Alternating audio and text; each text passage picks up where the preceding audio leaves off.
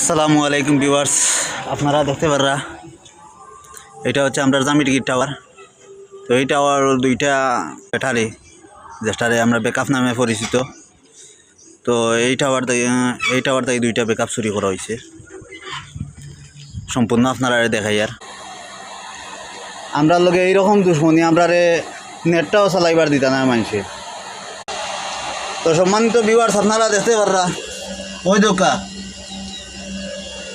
দুইটা এই জায়গা ব্যাটারি আছিল, লাইন খাটিয়া চিড়িয়া উড়িয়া লইয়া গেছে গিয়া।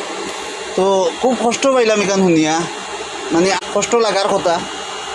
তো সবাই একটু খেয়াল করবা, আশপাশ যে চলাফেরা করেন সবাই একটু খেয়াল করবা। আর আপনারা এগুলা সতর্ক থাকলে অবশ্যই এই খানটা হইতো না। এখন দেখো আমার বাইয়া আইয়া ফোর দেওয়া লাগে আর মেশিন লাগাইয়া তাই এখানে বর্তমানে চালাইরা। তো কারেন্ট গিয়ালে আর কি একটু যায় ঝামেলার মাঝে পড়া লাগে। ব্যাকআপ নাই এখন বিদায় তো সমস্যা। আর